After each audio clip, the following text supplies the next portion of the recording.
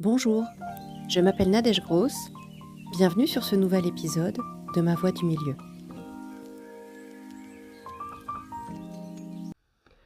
Bonjour à tous et bienvenue dans cet épisode où nous allons parler d'un sujet qui nous concerne tous.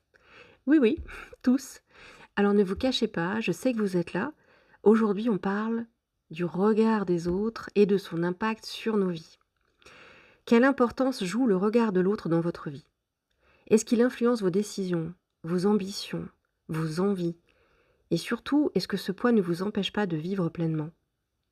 Prenez une grande inspiration, parce que dans cet épisode, je vais vous donner des clés pour vous libérer de cette pression, et on va le faire avec sérieux, mais aussi un peu de légèreté, parce que franchement, on en a bien besoin.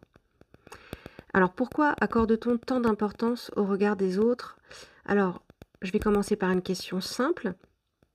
Ne pensez-vous pas vivre votre vie par procuration quand vous laissez les autres décider ou influencer vos choix ? Je veux dire, imaginez qu'un inconnu dans la rue choisisse votre pizza. Ce serait absurde, non ? Alors pourquoi laisser le même type d'influence s'appliquer à votre carrière, vos passions ou même vos vêtements ? Le regard des autres a cette incroyable capacité à s'immiscer partout, à table, sur les réseaux sociaux et parfois, hélas, dans votre tête. Mais déjà, je peux vous dire ceci.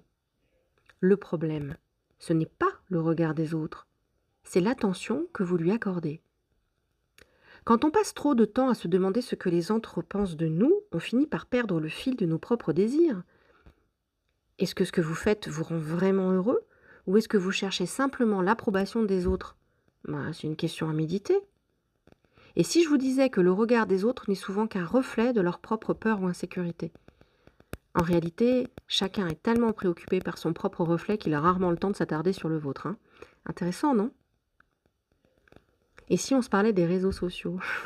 Les réseaux sociaux, cet endroit magique où tout le monde semble avoir une vie parfaite, des vacances de rêve, un corps parfait, une maison incroyable, des enfants sages comme des images et des routines skincare à vous filer des complexes. Mais vous savez quoi ? Vous le savez sans doute déjà, mais je vous le rappelle, tout cela, ça n'est que du marketing. Alors, si vous passez trop de temps à scroller, vous risquez de développer ce qu'on appelle affectueusement le syndrome de la comparaison toxique.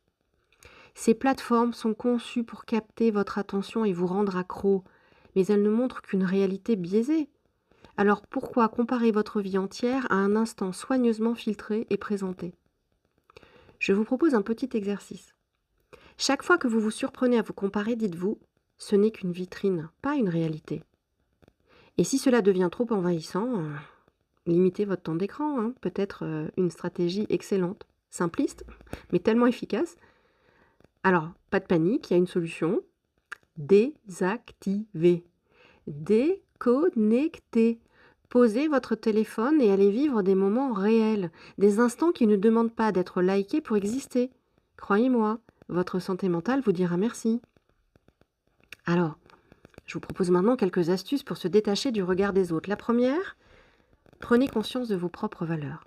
Demandez-vous ce qui compte vraiment pour vous, et non pour votre voisin, votre tante ou cette personne que vous avez croisée une fois à la boulangerie. Parce que soyons honnêtes, cette personne n'a probablement aucune idée de ce qui vous rend heureux. Prenez un carnet et faites une liste.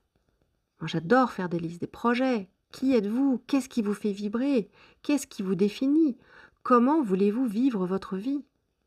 Ce petit exercice peut être révélateur et vous aider à recentrer vos priorités. Deuxième astuce, pratiquez l'affirmation de soi. Dites non quand vous en avez besoin. Non. Osez exprimer vos désirs et vos limites.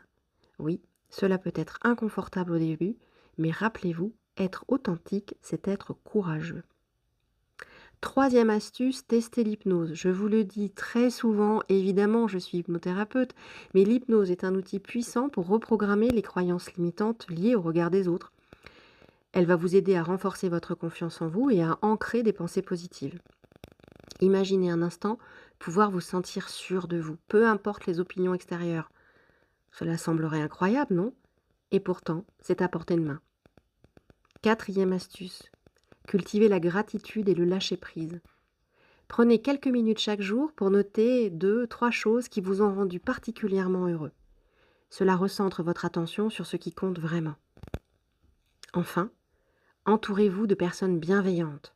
L'énergie est contagieuse, alors choisissez des amis et des proches qui vous soutiennent et vous inspirent, plutôt que ceux qui vous jugent et souhaitent vous tirer vers le bas avec eux parce que c'est tellement plus confortable. Pour conclure, souvenez-vous de ceci. Le regard des autres ne vous définit pas. Ce qui compte, c'est votre propre regard. Alors aimez-vous, respectez vos envies et vivez une vie qui vous ressemble. Et comme j'aime à le rappeler, le problème, ce n'est pas le regard des autres, mais l'attention que vous lui accordez. Merci d'avoir écouté cet épisode. Si vous l'avez apprécié, n'hésitez pas à le partager avec une personne qui pourrait en avoir besoin. Et rappelez-vous, votre vie vous appartient. Ne laissez personne d'autre écrire votre histoire. À bientôt pour un prochain épisode de Ma Voix du Milieu.